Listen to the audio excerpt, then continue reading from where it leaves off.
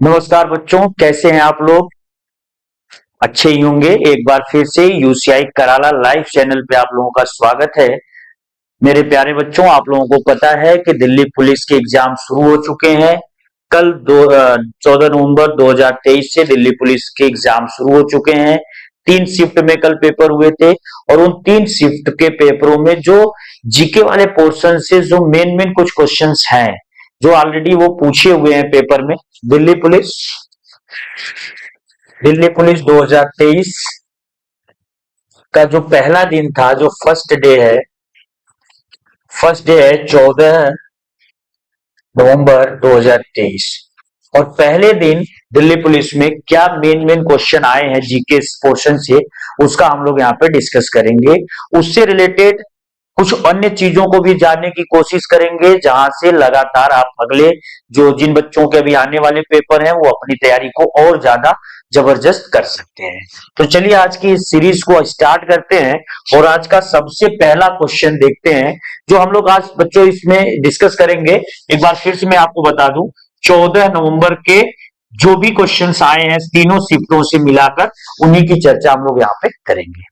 तो पहला क्वेश्चन हमारे सामने है कि हाई कोर्ट, पहला क्वेश्चन बच्चों है हाई कोर्ट से संबंधित। दिल्ली पुलिस ने तो ये क्वेश्चन पूछ दिया कि हाई कोर्ट किस आर्टिकल के तहत रिट जारी करती है। रिट, आपको पता है कि आपको संविधान ने मौलिक अधिकार दिया हुआ है बच्चों। जो फंडामेंटल राइट आपको मिले हैं वो संविधान के भाग 3 में आर्टिकल 14 से लेकर आर्टिकल 35 के बीच में है। तो आर्टिकल 14 से लेकर आर्टिकल 35 के बीच में बच्चों, आर्टिकल 14 से लेकर आर्टिकल 35 के बीच में भाग 4 में सारे के सारे मूल अधिकार दिए हुए हैं। अगर आपके इन मूल अधिकारों को, जो 6 नंबर में 6 हैं, अगर इन 6 मूल अधिकारों को अगर आपका कोई भी वायलेशन करता है या आपको मूल अधिकार नहीं मिल रहा है, आपके मूल अधिकारों का उल्लंघन हो रहा है, तो आप क्या कर सकते हो कि रिट डाल सकते हो। ये जो रिट है यह भी आपका एक प्रकार का मूल अधिकार ही है बच्चों। इसको हम कहते हैं संवैधानिक उपचारों का मूल अधिकार, और ये हमारा छठा मूल अधिकार है। तो आपके जितने मूल अधिकार हैं उनको बचाना भी एक प्रकार का आपका मूल अधिकार है। और ये जो पावर आपको दी गई है ये आप रिट डालने की पावर के माध्यम से दी गई है। और सुप्रीम कोर्ट का आर्टिकल 32 बच्चों इस बारे में व्याख्या करता है। आर्टिकल 32 में सुप्रीम कोर्ट कहता है कि आप 5 प्रकार के रिट डाल सकते हो यदि आपको लगता है कि आपके मूल अधिकार छीने जा रहे हैं। दिल्ली पुलिस ने कल के पेपर में ये क्वेश्चन नहीं पूछा बच्चों। दिल्ली पुलिस ने कल के पेपर में जो क्वेश्चन पूछा है कि जो हमारा हाई कोर्ट है उसमें अगर हम रिट डालना चाहें, तो आप एक चीज यहां पे बच्चों जान लेना कि मूल अधिकारों से, अपने मूल अधिकारों को बचाने के लिए हम रिट 2 जगह डाल सकते हैं। हम ये जो रिट डालते हैं ये हम 2 जगह डाल सकते हैं। हम या तो सुप्रीम कोर्ट में डाल सकते हैं या हाई कोर्ट में डाल सकते हैं। सुप्रीम कोर्ट में जो रिट हम डालते हैं आर्टिकल 32 के तहत डालते हैं, और हाई कोर्ट में जो हम रिट डालते हैं वो आर्टिकल, कौन सा आर्टिकल है बच्चों, कमेंट बॉक्स में तुरंत बताना। और यही पेपर में क्वेश्चन आया था, तो ये है आर्टिकल 226। तो आर्टिकल 226 के अनुसार कल के पेपर का पहला क्वेश्चन, हाई कोर्ट में कोई भी व्यक्ति अपने मूल अधिकारों को बचाने के लिए किस आर्टिकल के अनुसार रिट डाल सकता है, वह आर्टिकल है 226। और अगर उसको सुप्रीम कोर्ट में डालना होगा सेम रिट, तो वो क्या करेगा, आर्टिकल 32 के तहत सकता है। यहां पे कुछ क्वेश्चन मैं आपको बच्चों और बता दूं कि भारत में इस समय जो हाई कोर्ट्स की संख्या है, इस समय भारत में टोटल हाई कोर्ट 25 है, और देश का जो 25वां हाई कोर्ट है बच्चों वो आंध्र प्रदेश हाई कोर्ट है। और आंध्र प्रदेश का जो आंध्र प्रदेश का ये जो हाई कोर्ट है बच्चों, इसका लोकेशन आंध्र प्रदेश की राजधानी अमरावती में है। तो ये देश का 25वां हाईकोर्ट है। चलिए अगला क्वेश्चन हम लोग देखते हैं। दिल्ली पुलिस के पेपर में जो अगला क्वेश्चन आया, संविधान का अंतिम व्याख्याकार कौन है? संविधान का अंतिम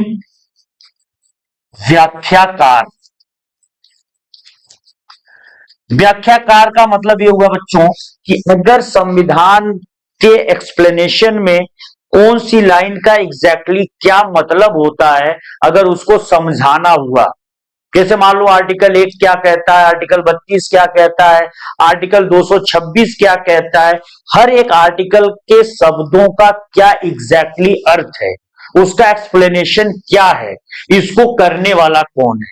दिल्ली पुलिस ने 2023 में ये क्वेश्चन डाला कि संविधान का अंतिम व्याख्याकार कौन होता है। जैसे मान लो अगर मैंने ऑप्शन दे दिया कि प्रधानमंत्री जो कहेंगे वही संविधान का अंतिम व्याख्या माना जाएगा, या फिर हमारे देश के जो राष्ट्रपति हैं वो कहेंगे, या फिर हमारा जो सुप्रीम कोर्ट है यानी जो हमारे सीजीआई या अन्य जज है वो जो कहेंगे वो माना जाएगा, या फिर हमारी जो पार्लियामेंट है यानी संसद है वो जो कहेगी वो माना जाएगा। तो जिन बच्चों को आंसर आ रहा है तुरंत कमेंट बॉक्स में एक आंसर करिए। संविधान का अंतिम जो व्याख्याकार होता है बच्चों, वो आपको पता है वो हमारा होता है सुप्रीम कोर्ट। तो सुप्रीम कोर्ट हमारे देश के संविधान को अंतिम रूप से एक्सप्लेन कर सकता है, यानी सुप्रीम कोर्ट ने संविधान के बारे में जो बात कह दी वो बिल्कुल 100% सही है, और अब उसके अलावा कोई नहीं बोल सकता। तो उसके बाद हमारा जो अगला क्वेश्चन है बच्चों, इसमें बुद्ध के उपदेशों का संकलन, ये बहुत इंपॉर्टेंट क्वेश्चन है बच्चों। भगवान जो बुद्ध थे, भगवान बुद्ध से रिलेटेड इन्होंने क्या क्वेश्चन पूछा, तो बुद्ध जो भगवान बुद्ध थे, बुद्ध के उपदेश, तो सबसे पहले बुद्ध के उपदेशों, दिल्ली पुलिस में क्वेश्चन आया कि बुद्ध के उपदेशों को हम क्या कहते हैं? तो बुद्ध के उपदेशों को बच्चों कहा जाता है त्रिपिटक। बुद्ध के उपदेशों को त्रिपिटक के नाम से संकलित किया गया है। तो अगर आपसे पूछा जाए कि त्रिपिटक है क्या, तो त्रिपिटक एक संकलन है या एक किताब है जिसमें हमने बुद्ध के सारे उपदेशों को लिख रखा है। अब बुद्ध के उपदेशों के बारे में कुछ और क्वेश्चन अगर हम यहाँ पे देखें, तो बुद्ध ने पहला उपदेश कहाँ दिया था बच्चों? जो पेपर में अब क्वेश्चन बन सकता है कि इनका पहला उपदेश, तो बुद्ध ने अपना पहला उपदेश दिया था सारनाथ। सारनाथ कहां पर है? वाराणसी में है। यहीं पर बुद्ध ने अपना पहला उपदेश दिया था। और इनका जो पहला शिष्य था, बुद्ध का जो पहला शिष्य था जिसको इन्होंने यह उपदेश दिया था, उसका नाम था आनंद। तो आनंद नाम के शिष्य को इन्होंने अपना पहला उपदेश दिया था। कहां पर दिया था? सारनाथ में दिया था। और इस पूरी घटना को, ये जो पूरी घटना है, इस पूरी घटना को बच्चों महाधर्म चक्र परिवर्तन या प्रवर्तन, महाधर्म चक्र प्रवर्तन या परिवर्तन, दोनों में से कोई वर्ड रहेगा, कंफ्यूज नहीं होना। तो महाधर्म चक्र परिवर्तन या महाधर्म चक्र प्रवर्तन कहा जाता है। एसएससी ने इस वाले क्वेश्चन पर भी लाइन पर बहुत सारे क्वेश्चन बना रखे हैं कि बुद्ध के पहले उपदेशों को क्या नाम दिया गया, तो वो किया गया महाधर्म चक्र प्रवर्तन। कहां पर यह हुआ? वाराणसी के सारनाथ में। तो बुद्ध का पहला उपदेश था। यहीं पे बुद्ध के उपदेश से रिलेटेड एक क्वेश्चन और मैं बता दूं कि बुद्ध ने जितनी भी अपने उपदेश दिए वो सारे के सारे आम बोलचाल की जो भाषा होती थी, उस समय के लोग जिस भाषा में आपस में बात करते थे उस भाषा में उन्होंने दिया था। तो बुद्ध के सारे उपदेश बच्चों, एक भाषा उस समय होती थी पाली। तो बुद्ध ने अपने सारे उपदेश पाली भाषा में दिए थे। और बुद्ध ने सबसे ज्यादा जो उपदेश दिए वो यूपी बिहार के ही बेल्ट में दिया था। तो यूपी बिहार में सबसे ज्यादा उन्होंने उपदेश दिया था। और अगर पर्टिकुलर कोई प्लेस पूछे कि बुद्ध ने सबसे ज्यादा उपदेश कहां दिया था, तो बुद्ध ने बच्चों सबसे ज्यादा उपदेश श्रावस्ती में दिया था। श्रावस्ती कहां पे पड़ता है? यूपी में पड़ता। अब देखना, दिल्ली पुलिस ने कल के पेपर में आपसे पूछा कि बुद्ध के उपदेशों का संकलन क्या कहलाता है? त्रिपिटक। ऑलरेडी पूछ चुका है। अब चांस क्या बन सकता है कि इन्होंने पहला उपदेश कहां दिया? सारनाथ में दिया। पहला शिष्य क्या था? आनंद था। आनंद को जब वो उपदेश दे रहे थे तो उस पूरी घटना को क्या बोला गया? महाधर्म चक्र परिवर्तन बोला गया। बुद्ध ने जितने भी उपदेश दिए पाली भाषा में दिए, और बुद्ध के सबसे ज्यादा उपदेश बच्चों उत्तर प्रदेश के श्रावस्ती में दिए गए। चलिए अगला क्वेश्चन हम लोग देखते हैं। अगला क्वेश्चन है ओजोन परत से रिलेटेड दिल्ली पुलिस ने एक क्वेश्चन पूछा था बच्चों, ओजोन परत से। तो ओजोन परत बहुत ज्यादा इंपॉर्टेंट है। अब इससे क्वेश्चन एक पूछा था, क्या पूछा था ये कंफर्म नहीं है, तो हम यहाँ पे ओजोन परत से रिलेटेड जो क्वेश्चन के अनुमान ले सकते हैं वो बहुत सारे ले सकते हैं। जैसे क्या क्या ओजोन परत के बारे में हमको जानना है। सबसे पहले ओजोन परत सूर्य से आने वाली हानिकारक किरणों से पृथ्वी की रक्षा करती है या रक्षा करता है। ओजोन परत सूर्य से आने वाली हानिकारक किरणों से पृथ्वी की रक्षा करता है, और इसलिए इसे पृथ्वी का खाता या पृथ्वी का रक्षा कवच कहते हैं। अगर मान लो कि आपसे पूछ ले पृथ्वी का रक्षा या पृथ्वी का छाता कौन कहलाता है बच्चों, तो पृथ्वी का छाता या पृथ्वी का रक्षा कवच, सेफ्टी कवर जो पृथ्वी का है वो ओजोन है। ओजोन सूर्य से जो भी हानिकारक किरणें आती हैं, और उसमें स्पेशली कौन सी किरणें होती हैं? परावैंगनी किरणें। तो परावैंगनी किरणों से बचाती है। ओजोन परत है कहां पर बच्चों? ओजोन परत वायुमंडल के समताप मंडल, वायुमंडल में बहुत सारे लेयर्स होते हैं। जो समताप मंडल है इसको हम कहते हैं स्ट्रेटोस्फेयर। तो जो स्ट्रेटोस्फेयर है, इस स्ट्रेटोस्फेयर के ऊपरी हिस्से में, इस स्ट्रेटोस्फेयर के ऊपरी हिस्से में पाई जाती है।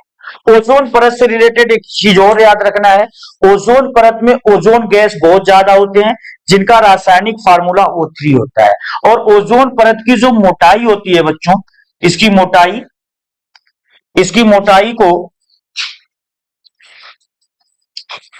हम डॉप्सन में मापते हैं। कौन सी इकाई में मापते हैं? डॉप्सन में। ओजोन परत की मोटाई को डॉप्सन में मापा जाता है। ओजोन परत का रासायनिक फार्मूला O3। वायुमंडल के समताप मंडल के ऊपरी हिस्से में ये स्थित है। सूर्य से आने वाली हानिकारक किरणों से हमारी पृथ्वी को बचाता है। ओजोन परत लगातार छिद्र हो रहा है, या ओजोन परत में लगातार छेद हो रहा है, वो टूट रहा है ओजोन परत। क्यों टूट रहा है? कौन सी वायुमंडल में गैस बढ़ रही है जिसके कारण ओजोन परत टूट रहा है? उस गैस का नाम है क्लोरोफ्लोरोकार्बन। तो क्लोरोफ्लोरोकार्बन के कारण इसको हम CFC भी बोलते हैं, CFC। ये जो CFC गैस है, इस CFC गैस के कारण ओजोन परत में छेद हो रहा है। पेपर में क्वेश्चन आ गया अगली बार कि ओजोन परत में छेद किस गैस के कारण हो रहा है बच्चों? क्लोरोफ्लोरोकार्बन के कारण। इस क्लोरोफ्लोरोकार्बन के कारण जब ओजोन में छेद हो रहा है तो सूर्य की परावैंगनी किरणें डायरेक्ट धरती पे आ रही हैं, जो अभी वहीं पे रुक जा रही थी, अब धरती पे आ रही हैं। तो जब धरती पे आ रही हैं तो लोगों को कौन सी समस्या हो रही है? लोगों को त्वचा कैंसर हो रहा है। और इस त्वचा कैंसर की जब समस्या हो रही है तो बहुत सारे विकसित देशों ने क्या किया कि ओजोन परत को बचाने के लिए काम करना शुरू किया। अब इन लोगों ने ओजोन परत को बचाने के लिए, इन्होंने क्या किया? 16 सितंबर, इसको बचाने के लिए इन्होंने 16 सितंबर 1987 को एक प्रोटोकॉल बनाया। उस प्रोटोकॉल का नाम था मॉन्ट्रियल प्रोटोकॉल। उसका नाम था मॉन्ट्रियल प्रोटोकॉल। इस मॉन्ट्रियल प्रोटोकॉल का मेन पर्पस बच्चों यही था कि हमको ओजोन परत को बचाना है। कितने तारीख को इसको बनाया गया था? 16 सितंबर को। इसलिए हम लोगों ने ये कहा कि ये विश्व ओजोन संरक्षण दिवस माना जाएगा। ये विश्व ओजोन संरक्षण दिवस। तो यहां से ध्यान से फिर से समझना कि ओजोन परत पे दिल्ली पुलिस ने क्या क्वेश्चन बनाया।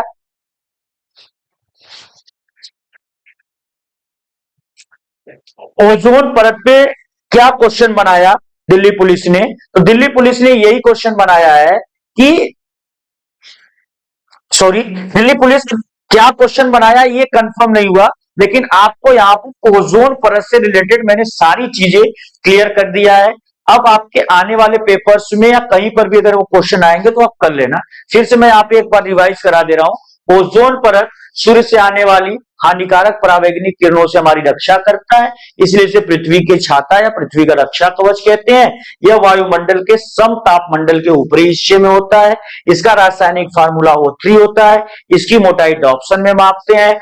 ओजोन परत में छेद होने के कारण जब परावैंगनिक किरणें हमारे ऊपर आती हैं तो हमको त्वचा कैंसर होता है। और इसमें छेद के लिए जो उत्तरदायी गैस है वो CFC है।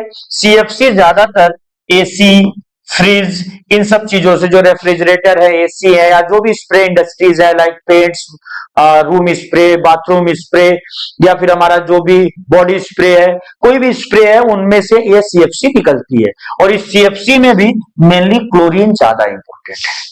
तो क्लोरीन ही वो रिस्पॉन्सिबल गैस है जिसके कारण ओजोन परत में छेद हो रहा है। इतनी कहानी के बाद जब वैज्ञानिकों को पता चल गया कि ओजोन परत में छेद हो चुका है, उसको बचाने के लिए 16 सितंबर 1987 को इन्होंने मॉन्ट्रियल प्रोटोकॉल बनाया। मॉन्ट्रियल प्रोटोकॉल नियम कानून की एक पोटली है जिसको पूरी दुनिया के ऊपर थोप दिया गया है, लागू कर दिया गया है। और इसको और याद दिलाने के लिए हर साल 16 सितंबर को हम विश्व ओजोन दिवस मनाते हैं बच्चों। आने वाले पेपर्स में ये कोई भी क्वेश्चन आपको दिख सकता है ओजोन लेयर से संबंधित। ओजोन लेयर पर एक लास्ट पॉइंट अब मैं आपको बता दूं कि ओजोन परत में जो छेद था उसका पता पहली बार अंटार्कटिका के ऊपर है। कहां पर? उसका पता पहली बार अंटार्कटिका के ऊपर चला था। अंटार्कटिका के ऊपर बच्चों उसका पता पहली बार चला था। और किसने लगाया था? तो ब्रिटेन के वैज्ञानिकों ने लगाया था। ब्रिटेन के। चलिए अगला क्वेश्चन जो हमारा है, अगला क्वेश्चन है महावीर स्वामी को जिन क्यों कहा गया बच्चों? ये भी दिल्ली पुलिस में कल के पेपर में क्वेश्चन आया 2014-23 14 नवंबर 2023 वाले में कि महावीर स्वामी को जिन हम क्यों कहते हैं? तो पहले ये जान लो कि बुद्ध से थोड़ा सा पहले महावीर जैन आते हैं और ये जैन धर्म को बहुत तेजी से पॉपुलर करते हैं। लेकिन जैन धर्म में नियम कानून थोड़े से ज्यादा होते हैं, वो बहुत ज्यादा स्ट्रिक्ट होता है, इसके कारण आम जनमानस में लोकप्रिय नहीं हो पाता। बौद्ध धर्म इसकी तुलना में थोड़ा सा ढीला होता है, इसमें बहुत सारे उतने सारे जो है कि रिस्ट्रिक्शंस नहीं होते हैं, तो लोगों में ये काफी पॉपुलर होता है। लेकिन फिर भी जैन धर्म को सबसे ज्यादा पॉपुलर कराए थे महावीर स्वामी। तो इस महावीर स्वामी को जिन हम इसलिए कहते हैं क्योंकि बच्चों जिन का मतलब होता है वह व्यक्ति जिसने अपनी इंद्रियों को वश में कर लिया हो। इंद्रियों का विजेता, जिसने इंद्रियों को जीत लिया हो, जिसने अपनी इंद्रियों को वश में कर लिया हो। आंख, कान, नाक, जिह्वा, ये जो इसकी इंद्रियां हैं, उन इंद्रियों को जिसने वश में कर लिया उसी को हम जिन कहते हैं। तो महावीर स्वामी उस कैटेगरी में थे, इन्होंने अपनी सभी इंद्रियों को जीत लिया था, बिल्कुल अपने वश में कर लिया था। चलिए अगला क्वेश्चन था जो कल के पेपर में आया हुआ था बच्चों, सिविल सर्विसेज किस अधिनियम द्वारा भारत में लॉन्च हुई? सिविल सेवा।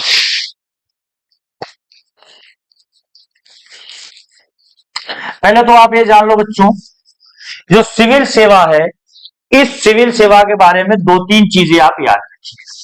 सिविल सेवा का जनक, सिविल सेवा का जनक Lord Cornwallis.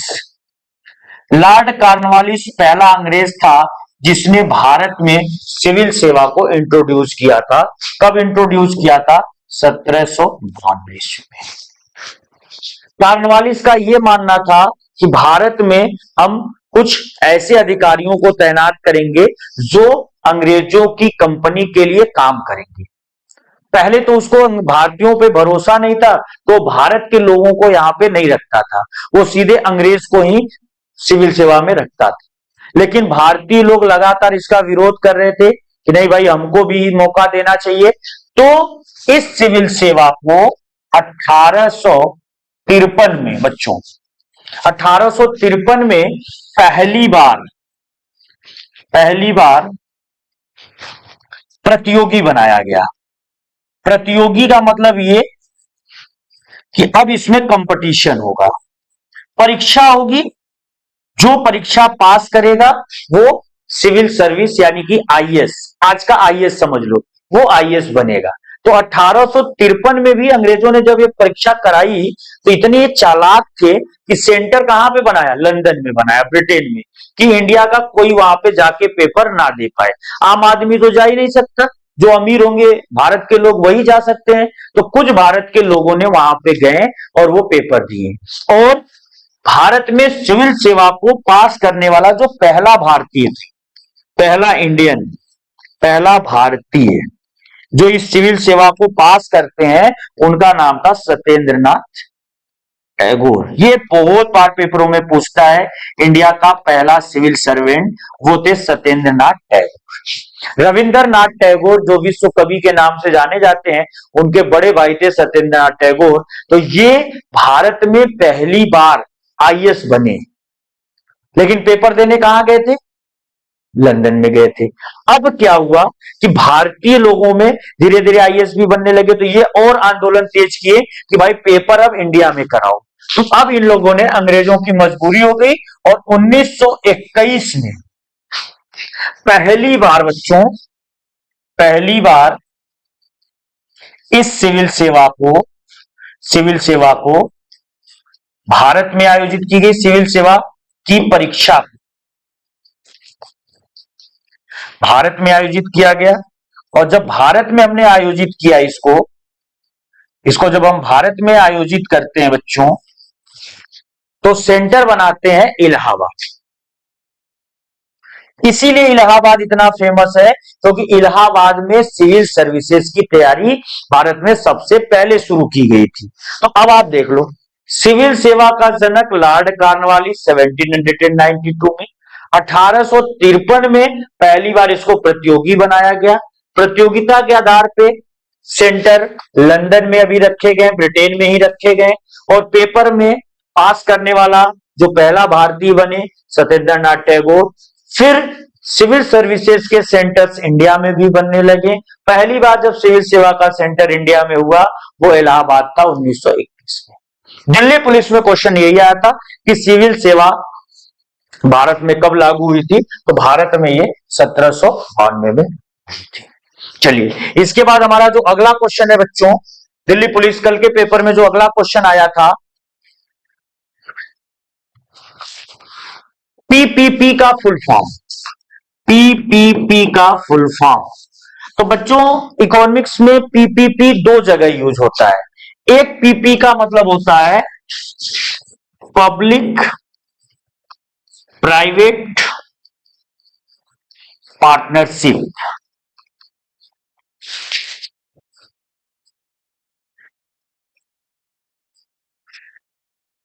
Public private partnership. और एक पीपी का मतलब होता है purchasing power parity. Purchasing power parity का मतलब होता है बच्चों क्रय शक्ति समता। अब आप ऑप्शन के हिसाब से देख लेना कि दिल्ली पुलिस ने क्या ऑप्शन में दिया था।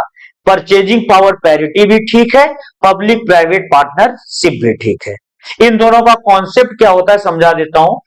पब्लिक मतलब सरकारी, प्राइवेट मतलब निजी, पार्टनरशिप मतलब एक प्रकार का समझौता या एक प्रकार का सम्मेलन।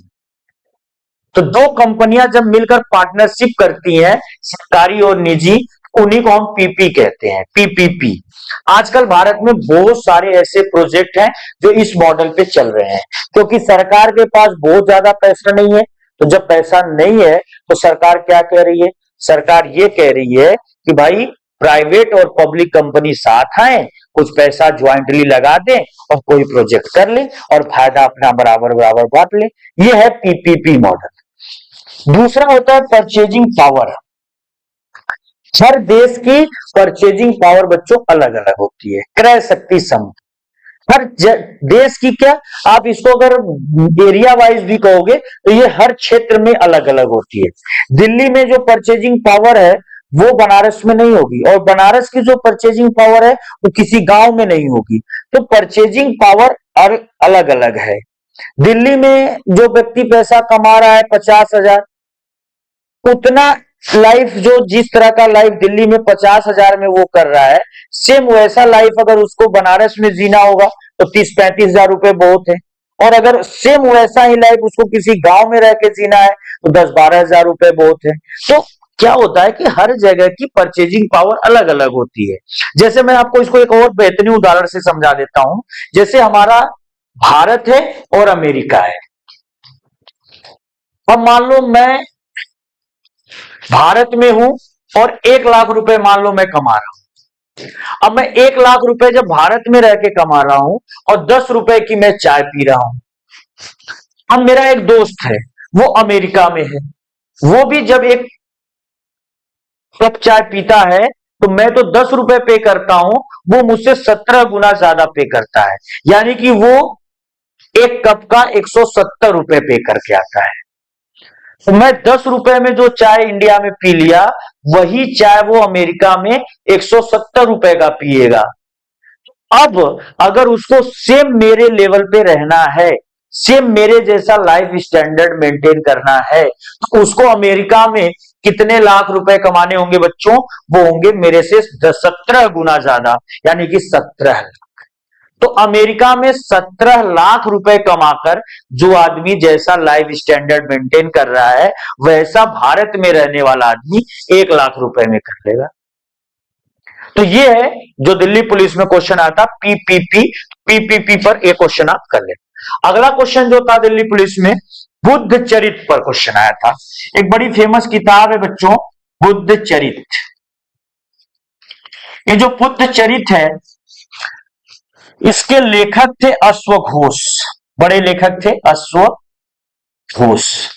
तो अश्वघोष ने इस किताब को लिखा था। पेपर में दिल्ली पुलिस में यह क्वेश्चन नहीं आया कि बुद्ध चरित को किसने लिखा। बुद्ध चरित को लिखने वाले अश्वघोष किस राजा या किस शासक के दरबार में रहते थे, यह क्वेश्चन था बच्चों। तो उस राजा का नाम मैं आपको बता दूं, वो राजा बहुत फेमस राजा है और उसका नाम है कनिष्क। कनिष्क वो राजा था जिसके दरबार में अश्वघोष के अलावा नागार्जुन के अलावा एक बहुत बड़े वैद्य थे, उनका नाम मुझे भी याद नहीं आ रहा एग्जैक्टली, मैं बता देता हूं थोड़ी देर बाद। तो आप ये समझ लो कि कनिष्क के दरबार में सारे रहते थे। तो दिल्ली पुलिस ने जो अश्वघोष के बारे में पूछा कि अश्वघोष किसका दरबार में था या किसके दरबार में था, तो अश्वघोष था कनिष्क के दरबार में। और कनिष्क ने भारत में मूर्ति की या आर्किटेक्चर की या एक तरीके से कह लो स्थापत्य की एक नई विधा, एक नया ट्रेंड इंडिया में लॉन्च किया था, जिसको हम मथुरा कला कहते हैं। तो जो मथुरा कला है भारत में, मथुरा कला का मतलब मथुरा के आसपास जो भी मूर्ति वगैरह या जो कुछ भी मिले हैं, वो मथुरा कला किसके द्वारा इंट्रोड्यूस हुआ था? कनिष्क के द्वारा। चलिए अगला क्वेश्चन जो हमारा है बच्चों पेपर में, जो दिल्ली पुलिस में आया था कल के पेपर में, सूर्य से हमें कौन सी विटामिन मिलती है? सूर्य से हमें कौन सी विटामिन, तो सूर्य से बच्चों हमें कौन सी विटामिन मिलती है, ये आप याद रखना। सूर्य से हमको जो विटामिन मिलती है वो ए है, बी है, सी है या डी है, सबको पता है सूर्य की रोशनी से हमको विटामिन डी मिलती है। और सुबह सुबह की अगर आप रोशनी ले रहे हो तो उसमें विटामिन डी की मात्रा सबसे ज्यादा होती है बच्चों। तो ये विटामिन डी हमारे लिए सूर्य इसका बहुत बड़ा स्रोत है। और विटामिन डी अगर आपके शरीर में नहीं रहेगा तो आपको कौन सा रोग होगा बच्चों? तो आपको रोग होगा सूखा रोग। और इस सूखा रोग में आपका शरीर बिल्कुल क्या हो जाएगा? धीरे धीरे सूख। तो विटामिन डी की कमी से सूखा रोग होता है। और ये विटामिन डी हमको कहां से मिलता है? सूर्य से। तो कल के पेपर में दिल्ली पुलिस ने ये पूछा कि सूर्य से हमें कौन सी विटामिन मिलती है? Vitamin D. अगला क्वेश्चन था बच्चों कि पंथ निरपेक्ष शब्द, ये जो पंथ निरपेक्ष होता है इस शब्द को इंग्लिश में कहते हैं सेक्युलर। यह सेक्युलर वर्ड है, इसको हमने संविधान में किस अनुच्छेद के द्वारा जोड़ा था? तो पहले तो आप ये जान लो कि संविधान की प्रस्तावना में इन शब्दों को जोड़ा गया था। जो हमारी संविधान की प्रस्तावना है, इस प्रस्तावना में हमने पंथ निरपेक्ष शब्द को जोड़ा था। और उसके लिए हमने जो संविधान संशोधन किया था पंथ निरपेक्ष के लिए बच्चों, पंथ निरपेक्ष के लिए जो हमने संविधान संशोधन किया था वो हमने किया था 42वां, और ये था 1976 में। 1976 में इंदिरा गांधी की सरकार थी, इमरजेंसी का टाइम था, उन्होंने प्रस्तावना में संशोधन किया, पंथ निरपेक्षता शब्द को उन्होंने ऐड किया। पंथ निरपेक्षता का मतलब बच्चों ये था, जैसे एक होता है धर्म निरपेक्षता।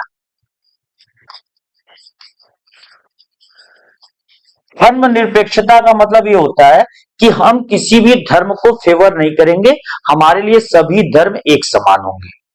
लेकिन पंथ निरपेक्ष उससे भी ज्यादा क्या हो जाएगा? और मतलब ब्रॉड सेंस में हम ले सकते हैं, जैसे किसी धर्म में अनेक पंथ होते हैं, धर्म में ढेर सारे पंथ होते हैं। जैसे मान लो एक धर्म है मुस्लिम, अब मुस्लिम धर्म में बेसिकली दो पंथ हैं, एक शिया होते हैं और एक सुन्नी होते हैं। तो अब मेन धर्म तो मुस्लिम है, लेकिन मुस्लिम में अब हम शिया को पसंद कर रहे हैं कि सुन्नी को पसंद कर रहे हैं? तो हम बिल्कुल ना तो शिया को फेवर कर रहे हैं ना सुन्नी को फेवर कर रहे हैं, हम पंथ निरपेक्ष हैं। पंथ निरपेक्ष का मतलब कि हमारे लिए कोई भी पंथ, जैसे हिंदू धर्म में है तो हिंदू धर्म में भी दो पंथ तीन पंथ बहुत सारे हैं, जैसे वैष्णव पंथ, शैव पंथ। तो कुछ लोग शिव के आराधक होते हैं, कुछ लोग जो है कि विष्णु के होते हैं। साउथ इंडिया में आप जाओगे तो आपको नैनार और अलवार और नैनार नाम के दो टाइप के लोग मिलेंगे। नैनार होते हैं शिव भक्त और अलवार होते हैं विष्णु भक्त। इसी तरीके से मुस्लिमों में शिया सुन्नी है। तो हमारे संविधान में जो पंथ निरपेक्ष वर्ड ऐड किया गया था वो किया गया था 42वें संविधान संशोधन के द्वारा 1976 में। अगला जो क्वेश्चन कल के पेपर में आया था बच्चों, अगला क्वेश्चन था द्रोणाचार्य पुरस्कार से संबंधित। अगला क्वेश्चन था हमारा द्रोणाचार्य पुरस्कार। ये जो द्रोणाचार्य पुरस्कार है, ये पुरस्कार किनको दिया जाता है, यही क्वेश्चन था। तो बच्चों द्रोणाचार्य एक गुरु थे, को पता है, पांडवों के गुरु थे, कौरवों के गुरु थे। तो द्रोणाचार्य जब गुरु थे तो उसी गुरु के सम्मान पर हर गुरु को यह पुरस्कार दिया जाता है। तो इंडिया में जितने भी कोच होते हैं, चाहे वो क्रिकेट के कोच हों या फिर हॉकी के हों, फुटबॉल के हों, किसी भी खेल के जो कोच होते हैं उन्हीं कोच को यह पुरस्कार दिया जाता है। भारत में खेलों से रिलेटेड एक और पुरस्कार बड़ा फेमस है, अर्जुन अवार्ड या अर्जुन पुरस्कार।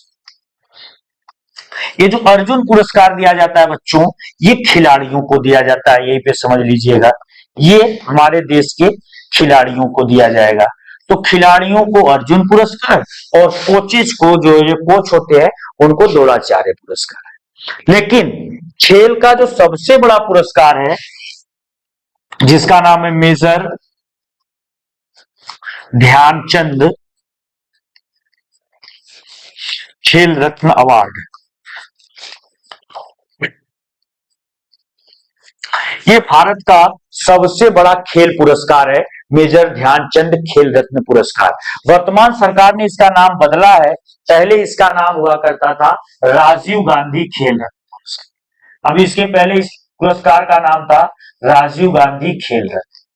ये देश का सबसे बड़ा पुरस्कार है, लेकिन मोदी सरकार ने कहा कि राजीव गांधी खेल रत्न का अब नया नाम होगा मेजर ध्यानचंद खेल रत्न अवार्ड। और इस साल जो मेजर ध्यानचंद खेल रत्न अवार्ड मिला है वो प्रसिद्ध टेबल टेनिस खिलाड़ी, जो टेबल टेनिस खिलाड़ी है शरद अचंत कमल को।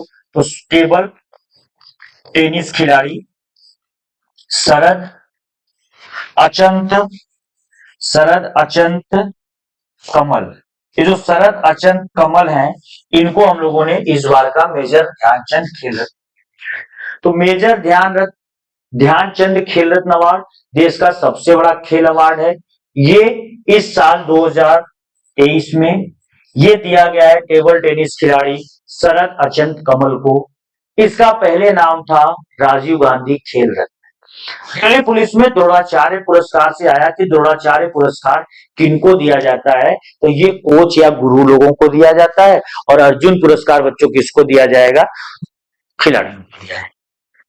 कल के पेपर में जो अगला क्वेश्चन था बच्चों, अगला क्वेश्चन यहां पर था long walk to freedom. Book से रिलेटेड सारे शिफ्ट में बच्चों क्वेश्चन आ रहा है, तो आप इसको जरूर बुक तो एकदम अच्छे से एक बार फिर से जाकर पढ़ लेना। Long walk to freedom, long walk to freedom इस बुक के लेखक थे प्रसिद्ध साउथ अफ्रीकी राष्ट्रपति नेल्सन मंडेला। नेल्सन मंडेला ने क्या किया था कि दक्षिण अफ्रीका में गोरे और काले लोगों पे बहुत ज्यादा भेदभाव था, आज भी है, हर जगह है, यूरोप में भेदभाव चलता है, अमेरिका में चलता है। तो इस गोरे और काले के भेदभाव को खत्म करने के दिशा में इन्होंने बहुत ज्यादा प्रयास किया था नेल्सन मंडेला ने। और उनकी जो पूरी की पूरी जो एक यात्रा थी इस युद्ध में, उसी यात्रा को इन्होंने लॉन्ग वॉक टू फ्रीडम, ये जो उनका संघर्ष था, इस संघर्ष को उन्होंने लॉन्ग वॉक टू फ्रीडम नाम की किताब में लिखा।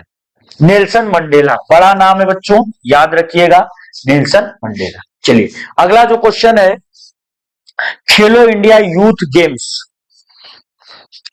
खेलो इंडिया यूथ गेम्स, खेलो इंडिया यूथ गेम्स का आयोजन।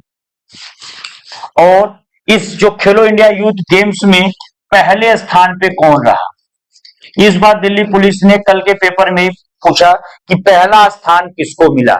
तो खेलो इंडिया यूथ गेम्स में बच्चों पहला स्थान महाराष्ट्र को मिला है।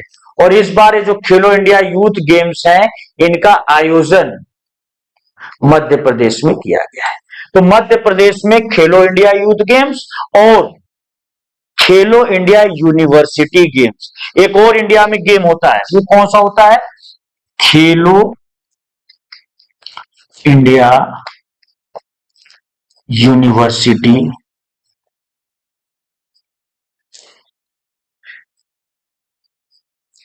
खेलो इंडिया यूनिवर्सिटी गेम।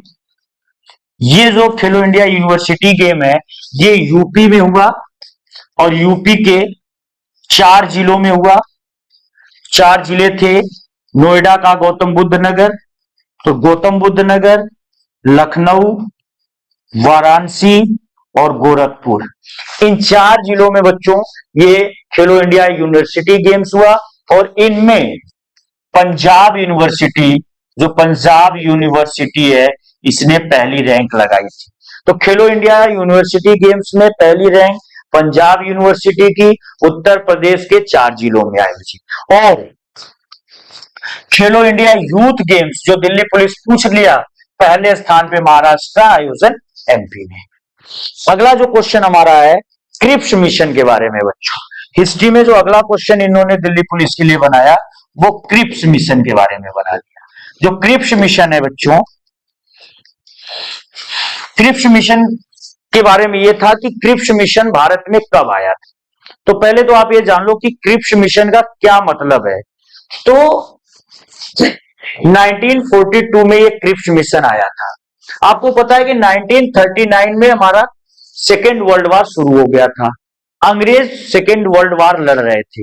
अंग्रेजों को यह उम्मीद था कि भारत के लोग अंग्रेजों की तरफ से लड़ेंगे, लेकिन हमारे सारे नेताओं ने मना कर दिया कि हम तुम्हारी तरफ से नहीं लड़ेंगे अगर हम लोगों को तुम लोग आजादी नहीं दोगे। तो उसी समय क्रिप्स नाम का एक व्यक्ति आया, क्रिप्स मिशन लेकर। इसने भारत से बड़े लंबे लंबे वादे किए। 1942 में वो आता है और भारत को बहुत सारे लंबे लंबे वादे करता है कि हम ये कर देंगे, ये कर देंगे, ये कर देंगे, लेकिन सारे काम हम करेंगे युद्ध के बाद। उसके जितने भी वादे थे वो युद्ध के बाद के थे कि अगर आप मेरे साथ आज लड़ लेते हो तो जब युद्ध खत्म होगा सेकेंड वर्ल्ड वार तो हम आपके लिए ये काम करेंगे। गांधी जी नाराज हो गए तो ये क्या बकवास कर रहा है भाई, आज जो करना है वो करो, युद्ध के बाद कौन देख रहा है, तुम अपने बातों से पलट जाओ, क्या करो। तो गांधी जी तो इसको इतना नाराज थे कि इस मिशन को उन्होंने पोस्ट डेटेड चेक बोल दिया था। ये क्वेश्चन बहुत बार आता है, किस मिशन को गांधी ने पोस्ट डेटेड चेक बोला था बच्चों। पोस्ट डेटेड चेक का मतलब है ऐसा चेक जिसको आने वाली तारीख पे बुनाया जाए, तुरंत आप इस चेक को नहीं कैश करा सकते, आप इसको डेट इसका पोस्ट कर दिया गया है। अब ये कब भुनेगा, युद्ध के बाद। युद्ध कब खत्म होगा कौन जान रहा है, और पता नहीं युद्ध के बाद तुम दोगे कि नहीं दोगे। तो गांधी ने बिल्कुल विरोध कर दिया और इसके विरोध में उन्होंने अगस्त आंदोलन शुरू किया। अगस्त आंदोलन का मतलब क्या, अगस्त क्रांति का मतलब क्या, भारत छोड़ो आंदोलन। अगस्त 1942 तो अगस्त 1942 में गांधी ने भारत छोड़ो आंदोलन इस क्रिप्स मिशन को मना करके तुरंत स्टार्ट कर दिया था। और गांधी अब इतना ज्यादा परेशान हो गए थे कि इनके अंदर का अहिंसा भी धीरे धीरे कम होने लगा था। जो इनके अंदर की अहिंसावादिता थी, ये लास्ट टाइम में तो इतने ज्यादा उग्र हो जाते हैं कि कहते हैं करो या मरो। तो जो मरो वर्ड यूज कर रहे हैं कहीं ना कहीं वहां से हिंसा की बात आ रही है, करो या मरो। तो गांधी एक तरीके से आप यहां पे पूरी कहानी समझ लेना कि जो क्रिप्स मिशन है बच्चों, ये 1942 में अंग्रेज लेकर आए थे। इस क्रिप्स मिशन का जो मेन टारगेट था कि ये भारत के लोगों को सेकेंड वर्ल्ड वार में, जो सेकेंड वर्ल्ड वार चल रहा था, ये जो सेकेंड वर्ल्ड वार 1939 में स्टार्ट हुआ था, उस सेकेंड वर्ल्ड वार में भारत के लोगों को इंगेज कराना था। और जब भारत के लोगों को इंगेज कराना था 1939 से जो वर्ल्ड वार चल रहा था, तो भारत के लोग तो शुरू में मना कर दिए, लेकिन यहां पे इन लोगों ने ये ऑफर दिया क्रिप्स मिशन में कि अगर आप इस वर्ल्ड वार में हमारा साथ दोगे तो युद्ध के बाद ऐसा ऐसा काम जो है कि हम आप लोगों के लिए करेंगे। तो जब ऐसा ऐसा काम हम आप लोगों के लिए करेंगे तो हमारे नेता कहते हैं कि भाई ये कौन सी बात हुई, जो करना है आज करो नहीं तो मत। इसीलिए क्रिप्स मिशन पे दिल्ली पुलिस ने कल के पेपर में पहले ही दिन क्रिप्स मिशन का क्वेश्चन बना दिया। चलिए अगला जो क्वेश्चन है बच्चों, अगला क्वेश्चन है सेबी के बारे में इन्होंने पूछ दिया। सेबी, तो सेबी के बारे में बहुत पहले तो आप ये जान लो, सेबी के बारे में इन्होंने क्या पूछा था कि सेबी की स्थापना कब हुई। तो सेबी से रिलेटेड दो डेट आपको याद रखना है। सेबी की जो स्थापना होती है ये 1988 में हो जाती है और इसका हेडक्वार्टर ये लोग मुंबई में बना देते हैं। लेकिन इसको जो एक तरीके से कह दो कि पावर होता है या जो सेबी एक्ट होता है, इसको जो एक तरीके से ये एक्ट इसका लेकर आते हैं, सेबी एक्ट ये लेकर आते हैं 1992 में। और यहां पर ये बताते हैं कि सेबी क्या क्या और कैसे काम करेगा। तो अब मैं आपको यहाँ पे एक छोटा सा बता देता हूं, यहां से आपके बहुत सारे क्वेश्चन फंस सकते हैं। इंडिया का जो फाइनेंशियल मार्केट होता है बच्चों, जो इंडिया का फाइनेंशियल मार्केट है, इसको हम दो टर्म में बांट सकते हैं। जो पहला टर्म है उसको हम शॉर्ट रन इकोनॉमिक एक्टिविटीज या फाइनेंशियल एक्टिविटीज कह सकते हैं, और दूसरा वाला जो पार्ट है उसमें हम लॉन्ग रन फाइनेंशियल एक्टिविटीज करते हैं। जो शॉर्ट रन की इकोनॉमिक फाइनेंशियल एक्टिविटीज होती है इनको हम बेसिकली मनी मार्केट बोलते हैं। तो जो मनी मार्केट होता है बच्चों, उसमें शॉर्ट रन की फाइनेंशियल एक्टिविटीज होंगी और इसको जो कंट्रोल करेगा पूरे भारत में वो हमारा सेंट्रल बैंक होता है आरबीआई। दूसरी तरफ जो लॉन्ग रन होता है, लॉन्ग रन से भी मैंने यहाँ पे जो बताया कि जो फाइनेंशियल मार्केट है, शॉर्ट रन वाली जो एक्टिविटीज होंगी वो मनी मार्केट कहलाएंगी, आरबीआई कंट्रोल करेगा। और आरबीआई का गवर्नर इसका पूरा का पूरा हेड होता है, शक्तिकांत दास इस समय है। लॉन्ग रन, बच्चों यहाँ पे ध्यान देना कि जो लॉन्ग रन फाइनेंशियल मार्केट है इसको हम कैपिटल मार्केट बोलते हैं, इसको हम बोलते हैं कैपिटल मार्केट। और जो कैपिटल मार्केट है, इस कैपिटल मार्केट का कंट्रोलर होता है सेबी, नाम आ गया इसी की चर्चा होती, security exchange board of India. जो सेबी है, सेबी दिल्ली पुलिस के लिए बहुत ज्यादा इंपॉर्टेंट है। सेबी की स्थापना 1988 और सेबी एक्ट 1992। अब यहां पर ध्यान दीजिएगा कि जो सेबी है इससे रिलेटेड एक क्वेश्चन मैं और आपको बता दे रहा हूं। सेबी ने इतिहास में पहली बार, अपने इतिहास में जब से बना है, अपने इतिहास में पहली बार किसी महिला को अपना चेयरपर्सन नियुक्त किया है। तो सेबी की जो पहली बार महिला चेयरपर्सन बनी है, पहली बार महिला चेयरपर्सन, इनका नाम है माधवी पुरी बुच। यह नाम बच्चों रट कर जाना है। Madhavi Puri Buch is the first Indian women chairperson of SEBI. जो सेबी है, security exchange board of India, it is the controller of capital market. और कैपिटल मार्केट का मतलब लॉन्ग रन फाइनेंशियल एक्टिविटीज। चलिए अगला क्वेश्चन जो दिल्ली पुलिस कल के पेपर में पूछ रहा था बच्चों, अगला क्वेश्चन है कोणार्क का सूर्य मंदिर। बहुत बेहतरीन क्वेश्चन बच्चों। ये जो कोणार्क का सूर्य मंदिर है, सन टेम्पल है, पहले तो ये आपके पैसे रुपए पे भी छपा हुआ है। आजकल इंडियन गवर्नमेंट ने जो करेंसीज की नई सीरीज निकाली है, उनमें जो आप 10 रुपीज का नोट देखोगे बच्चों, जो 10 रुपीज का नोट है उसके पीछे इसी मंदिर का चित्र बना हुआ है, कोणार्क का सूर्य मंदिर। ये कोणार्क का सूर्य मंदिर बहुत लोग रट कर गए होंगे कि उड़ीसा में। दिल्ली पुलिस ने ये क्वेश्चन नहीं पूछा कल के एग्जाम में, उन्होंने पूछा कि कोणार्क का ये जो सूर्य मंदिर है किस समुद्र तट पर है। यानी क्वेश्चन को हल्का सा इन्होंने घुमा दिया। इन्होंने पूछा इंडियन ओशन के कोस्टल लाइन पर है, इन्होंने पूछा बे ऑफ बंगाल के कोस्टल लाइन पर है, या इन्होंने पूछा अरेबियन सी के कोस्टल लाइन पर है, या फिर इसमें से नन ऑफ दीज। मान लो अगर आपके सामने क्वेश्चन आ गया कि कोणार्क का सूर्य मंदिर कहां है, जितने बच्चों को अगर ये भी पता होगा कि उड़ीसा में है तो ये देख लेंगे कि इंडिया में उड़ीसा किस तरफ है। तो ये हमारा इंडिया का मैप हो गया। इंडिया के मैप में 9 स्टेट्स हैं जिनके पास कोस्टल लाइंस है। इस तरफ है अरेबियन सी, इधर है बे ऑफ बंगाल।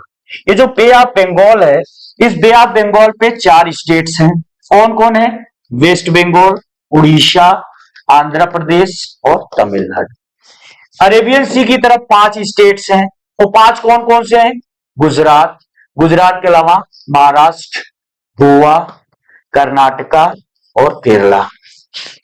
तो आप इस मैप से भी देख सकते हो कि अगर उड़ीसा में कोणार्क का सूर्य मंदिर है तो उड़ीसा बे ऑफ बंगाल के तट पर है, तो हमारा आंसर क्या हो जाता? बे ऑफ बंगाल।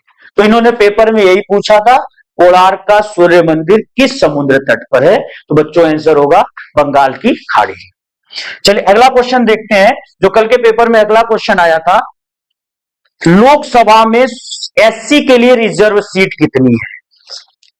लोकसभा जो हमारा लोअर हाउस है, इस लोकसभा में एससी शेड्यूल कास्ट के लिए सीटों की संख्या। तो पहले आप ये जान लो बच्चों, लोकसभा की अधिकतम सीट कितनी हो सकती है? तो लोकसभा की जो अधिकतम सीट होती है वो है 550। बहुत सारी किताबें पुरानी पढ़ोगे 552 आपको दिखेगी, लेकिन हमारे संविधान संशोधन द्वारा एंग्लो इंडियंस के 2 सीटों को खत्म कर दिया गया है। फिलहाल हमारे पास लोकसभा की 550 सीटें हैं, लेकिन चुनाव कितने सीटों पर होगा? सरकार तो आप पेपर न्यूज में पढ़ोगे, अब 2024 में चुनाव होने वाले हैं, 272 प्लस सरकार बना लेगी। 272 का मतलब इसको डबल करोगे तो 544 आ रही है, यानी कि 544 सीट सीट पर ही बहुमत हो जा रहा है या 43 पे हो जा रहा है।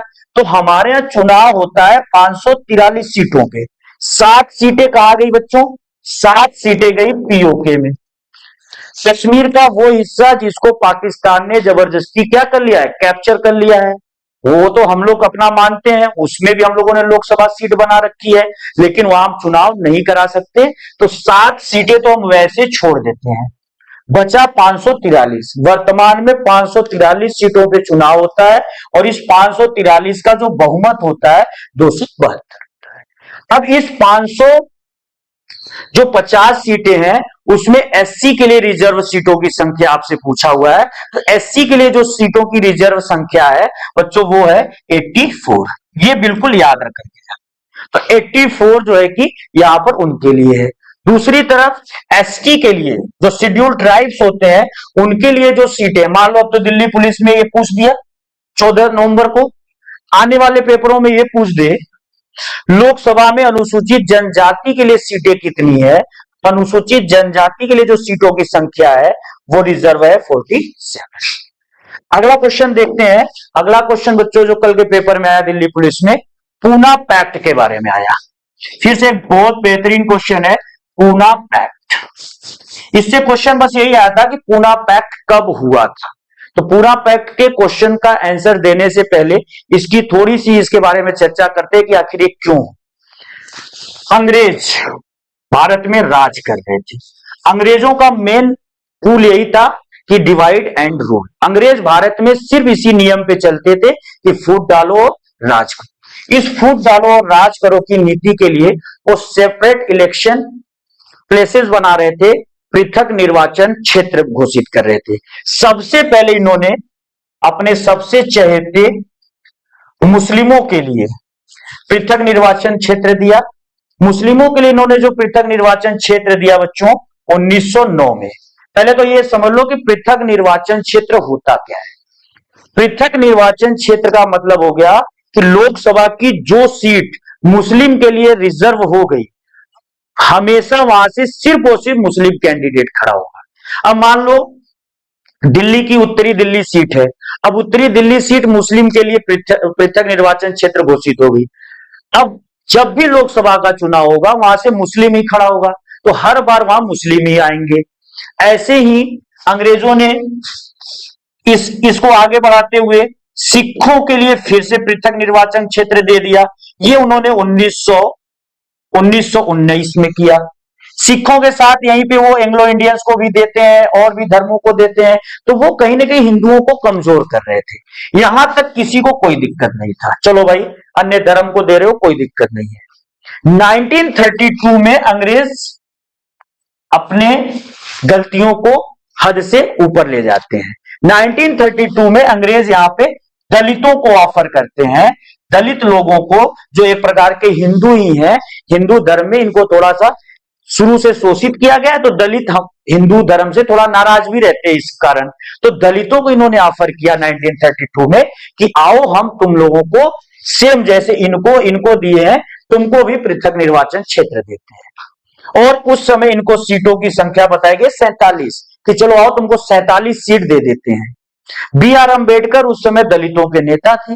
बी आर अम्बेडकर इसके लिए प्रयास कर रहे थे, बड़े खुश हो गए कि भाई चलो अब दलितों को भी पृथक निर्वाचन मिल जाएगा।